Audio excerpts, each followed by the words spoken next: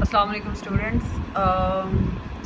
As you all know that we have started the chapter of nutrition, food and nutrition. So today we will discuss few terminologies which we will study again and again in this chapter. Plus we will also see the nutritional requirements in different age groups.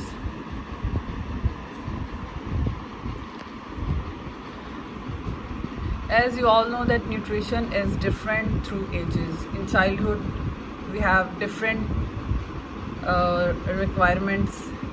In adolescence it is different, and old age we need different kind of food.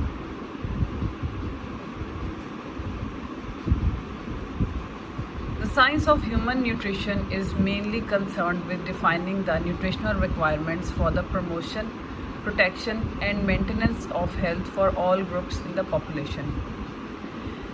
Its knowledge is necessary for assessing nutritional adequacy of diet for growth of infants, children and adolescents, for maintenance of health in adults in both sexes, and during pregnancy and lactation in women.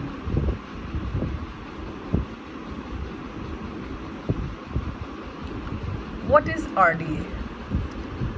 Recommended dietary allowance. Recommendation for each nutrient that should meet the needs of nearly all 97 to 98% of the healthy individuals in a specific gender and age group. It's not been established for all the nutrients. What is adequate intake? A recommended average daily intake level based on observed or experimentally determined approximations or estimates of nutrient intake by a group of apparently healthy people that are assumed to be adequate, used when an RDA cannot be determined. So when RDA cannot be determined, we will see the adequate intake, which is basically the recommended average daily intake level. Then comes the tolerable upper intake level, the highest average daily nutrient intake level that is likely to pose no risk of adverse health effects for almost all individuals in the general population. As intake increases above the upper intake level, the potential risk of adverse effects increases.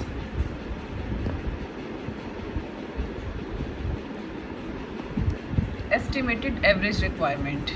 The average daily nutrient intake level estimated to meet the requirement of half of the healthy individuals in a particular life stage and gender group is the estimated average requirement, EAR.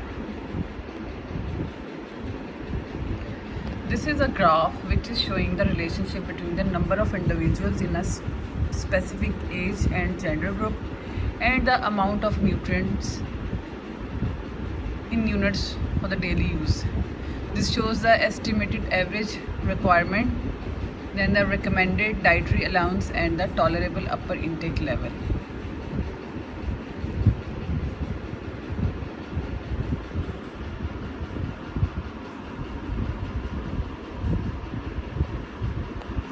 Energy requirements. Energy is a prime requisite for body function and growth. When a child's intake of food falls below a standard reference, growth slows, and if the low levels of intake persist, adult stature will be reduced. Similarly, if adult fails to meet their food requirements, they lose weight. They may lead to reduced ability to work, to resist infection, and weakened immune system. And it also weakens the individual so that he cannot enjoy the normal satisfaction of life. This underlines the need for an adequate intake of food, which is the source of all energy. Joule is a physical unit of energy. आप लोगों ने अपनी FSC metric में पढ़ा ही होगा. It is defined as the energy required to move 1 kg of mass by 1 meter by a force of 1 Newton acting on it. And 1 Newton is the force needed to accelerate 1 kilogram mass by 1 meter per second square. Kilocalorie is defined as the heat required to raise the temperature of 1 kg of water by 1 degree Celsius from 14.5 degrees Celsius to 15.5 degrees Celsius. This unit kilocalorie is still popularly used. आप इस chapter में जहाँ जहाँ पढ़ेंगे वहाँ पे kilo calorie का unit ही use करेंगे in your book specially. The relationship between the two units of energy is as follows. 1 kilocalorie is equal to 4.184 kilojoule. 1 kilojoule is equal to 0.239 kilocalorie. 1000 kilocalories are equal to 4.4184 kilojoule. And 1 megajoule is equal to 239 kilocalories. The energy requirement of individual is defined as a level of energy intake from food that balances energy expenditure when the individual has a body size and composition and level of physical activity consistent with long-term good health, also allowing for maintenance of economically essential and socially desirable activity. In children and pregnant and lactating women, it includes energy needs associated with the deposition of tissues or secretion of milk at rate consistent with good health. 3 components of energy requirements. We have energy requirements for basically to perform 3 functions. First is for the occupational work, then for the daily activities, and then energy is required for the basal metabolism. So the energy required for basal metabolism is about 1 kilocalorie per hour for every kg of body weight for an adult. Then the energy required for daily activities such as walking, sitting, standing, dressing, climbing stairs, and then energy expenditure for occupational work. This further classified as light work in office, clerk, moderate and heavy work such as manual physical labor. Factors affecting energy requirement. Energy requirements vary from one person to another depending upon interrelated variables acting in a complex way such as age, sex, working condition, body composition, physical activity, physiological state. All these factors lead to differences in food intake. So this is a chart which is showing the requirement of man, woman, infant, children of different ages, and you can clearly see that the pregnant woman kilocalorie requirement is how much. Similarly, the lactating woman also. These are important MCQs. They can ask you in your exam, in MCQs particularly. Sources of energy. The protein provides 4 kilocalorie per gram, then fat 9 kilocalorie per gram, carbohydrates 4 kilocalorie per gram, and dietary fibers 2 kilocalorie per gram. Acceptable macronutrient distribution rates AMDR, recommended balance of fuel nutrients to meet the physiological needs. Carbohydrates 50 to 80% of daily kilocal, fat 15 to 30% of daily kilocal, and proteins 10 to 15% of daily kilocal. Pregnancy and lactation.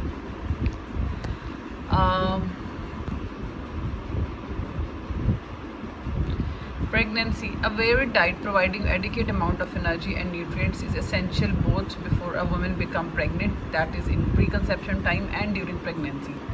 The mother diet can influence the health of a baby. We will discuss the preconception diet. Being a healthy body weight is important before pregnancy. Being underweight can make it more difficult to conceive. It can also make it more likely that baby will have a low birth weight, leading to a greater risk of ill health. And being overweight increases the risk of complications such as high blood pressure and diabetes during pregnancy. Preconception diet. Folate, which is the natural form of folic acid found in the food, is needed for rapid cell division and growth in the fetus that take place during pregnancy. It has been shown to reduce the chance of neural tube defects such as spina bifida in the unborn baby. So foods which are good source of folate are green leafy vegetables, oranges, bread, and fortified breakfast cereals. The women who are trying to become pregnant or who are pregnant should take a 400 microgram supplement of folic acid every day from the time they stop using contraception until at least 12 weeks of pregnancy. This is because it is difficult to achieve the extra folate needed through diet alone. So apart from the diet, they should also take the extra folate to prevent the neural tube effects. All women of childbearing age are also advised to consume adequate amount of folate. This is particularly important because it may take time for a woman to realize that she is pregnant. During pregnancy, a woman's nutritional needs increases to help the growth of breast, uterus and placenta, meet the needs of growing fetus, lay down stores of nutrient to help the growth of the fetus and in the mother for lactation. Extra energy needs during pregnancy. Pregnant and lactating mothers, the energy requirements of a woman are increased by pregnancy, that is more than 350 kilocal daily throughout the pregnancy, and in lactation plus 600 kilocal daily during the first 6 months and plus 520 kilocals during the next 6 months over and above their normal requirements. This is to provide for the extra energy needs associated with the deposition of tissues or the secretion of milk at rate consistent with good health.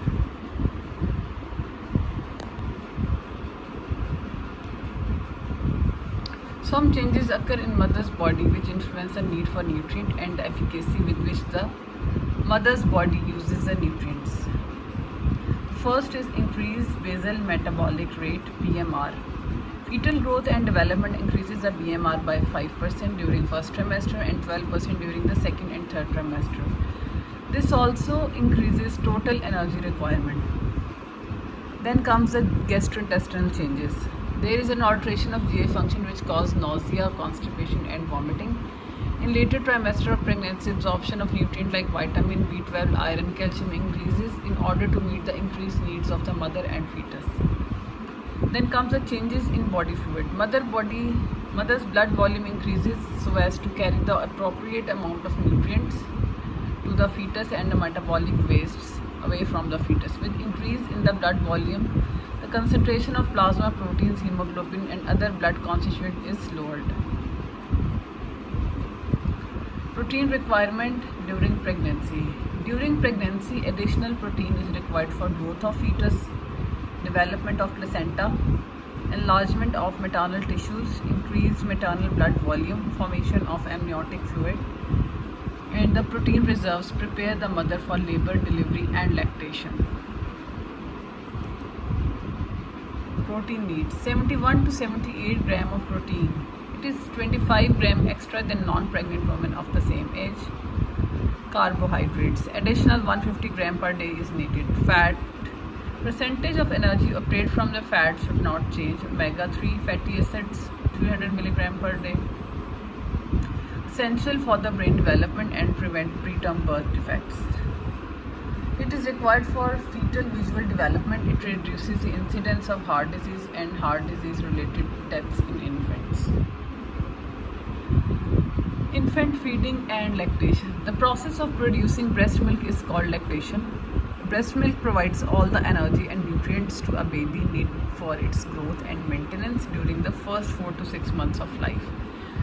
In the first 3 days after birth, the mother produces a special form of breast milk called colostrum. It contains less fat, more protein and more protective factors like immunoglobulins than the breast milk produced later.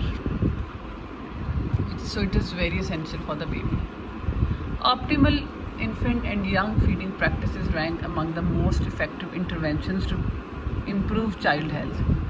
The WHO and UNICEF's global recommendations for optimal infant feeding state that an infant should be exclusively breastfed for the first 6 months of life. Nutritionally adequate complementary feeding should start from the age of 6 months with continued breastfeeding up to 2 years of age or beyond. A mother who is breastfeeding requires extra energy and nutrients. Some of this requirement is supplied through extra stores laid down during pregnancy and in addition to the diet. Energy requirements increases during lactation. It has been calculated that energy cost of breastfeeding is around 600 plus kilocal per day. These are there is also increased demand for nutrients such as calcium and vitamin D.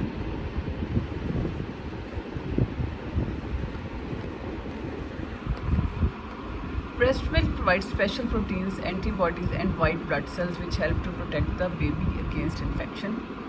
Human breast milk is specifically designed for the requirements of a human baby. Breast milk contains all the nutrients that an infant needs in the first 6 months of life, including fat, carbohydrates, proteins, vitamins, minerals, and water. It also provides growth factors and hormones important for the healthy growth and development of the baby.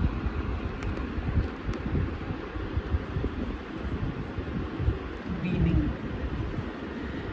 After the 4 to 6 months of age, milk no longer fulfills all the baby needs for energy and nutrients. The baby must be given other foods in addition to the breast milk for infant formula.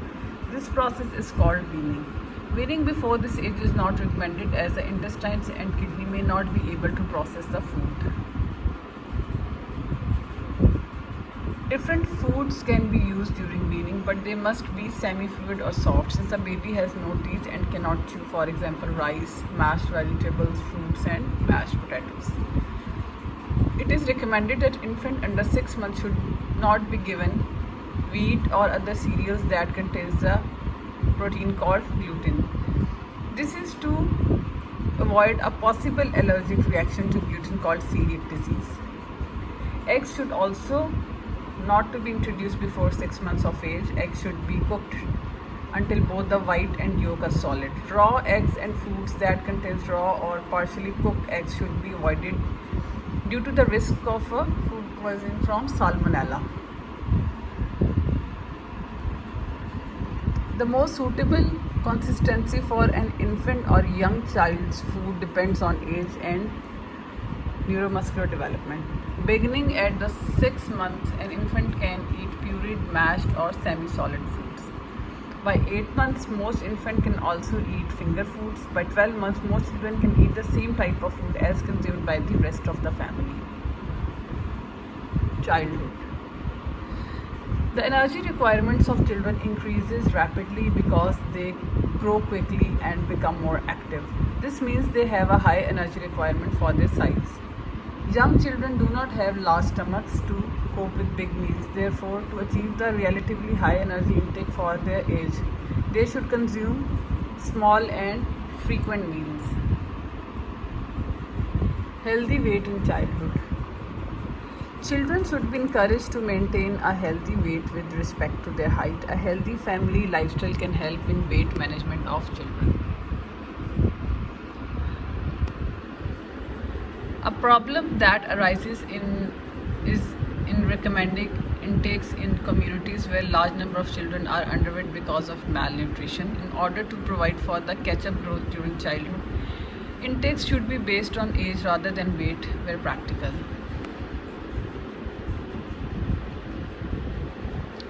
In childhood, a good supply of protein, calcium, iron, vitamin A and D as a part of healthy balanced diet is essential.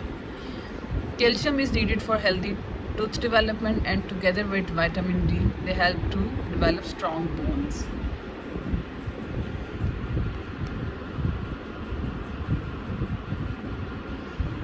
So the protein intake should be 2.2 gram per kg per day from birth to 6 months, and then it should be slightly decreased after 6 months. Carbohydrate and fats during infancy they are obtained through from the breast milk, and during childhood it should be normal. And the calories intake is 80 to 120 per kg per day. Adolescence. Adolescence is a period of rapid growth and development, and it is when puberty occurs. The demand for energy and most nutrients are relatively high. Boy need more protein and energy than girl due to their later growth spurt. A growth spurt begins around 10 years of age in girls and 12 years in boys. In both sexes, an average of 23 cm is added to height and 20 to 26 kg in weight. After menstruation begins, girls need more iron than boys to replace losses. It is recommended that teenage girls and women require 14.8 milligram of iron each day, while adolescent boys need only 11.3 milligram of iron per day. But this reduces to 8.7 milligram of iron daily for men aged 19 or above. Some women may have high iron requirements because they have large menstrual losses. Adulthood. On average, adults are having too much saturated fat and salt from food and not enough fruit and vegetables. A poor diet can lead to diseases such as obesity, cardiovascular disease, cancer, and type 2 diabetes.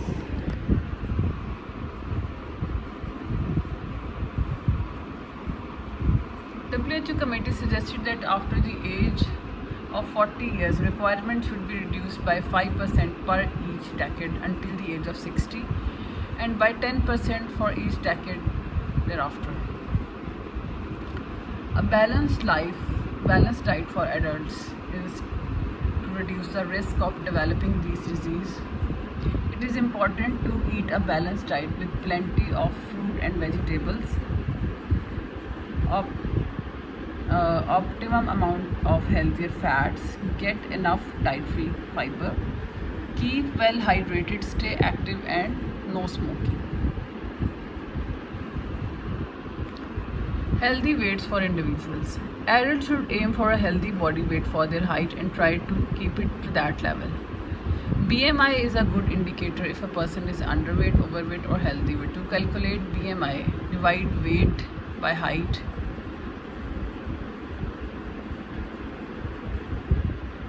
Into height. Recommended BM ranges are as follows. For the underweight is less than 18.5, normal it is 18.5 but less than 25. In overweight it is 25 but less than 30, above 25 but less than 30. In obese person it is between 30 to 40, and very obese the BMI is above 40. Elderly persons above 65 age. Requirement for energy gradually decreases after the age of 50 as activity level falls. Older adults or elderly is the term used for the people who are above the age of 65. Older people may eat less for different reasons.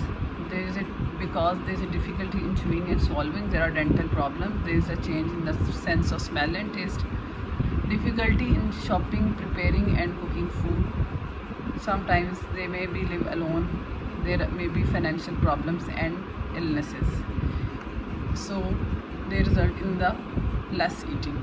So to maintain good health, it is important that older adults enjoy their food, keep active and have adequate nutrient intake. Older adults. After menopause, when menstruation stops, women lose bone strength at an increased rate. Having a great peak bone mass in early adulthood helps adults to start from a higher point from which bones will be lost up during the aging process. As people age, osteoporosis may occur when bones become weak, brittle and break easily. This may lead to fractures in the wrist, back and hip. Osteoporosis is a major problem in older people, especially women. So the older adults should have plenty of calcium intake from milk and dairy products, green leafy vegetables, beans, pulses and products made from white and brown flour, which are fortified with calcium. They should also remain active and have adequate vitamin D from foods such as oily fish, lean red meat, cod liver oil and margarine, or due the action of sunlight on the skin.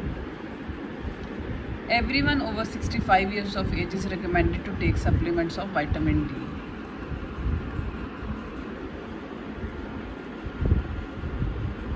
These are the nutritional requirements. Energy decrease about 3% per decade, and it should be calculated at 25 to 35 kilocal per kg. It depends on the health condition. Then proteins 0.8 to 1 gram per kg, depends on the health status, mainly the renal. Then carbohydrates 45 to 65% of the total calories are good source of energy. fiber, vitamins and minerals. Then fats, 30% of total calories, 7% of them should be saturated fats.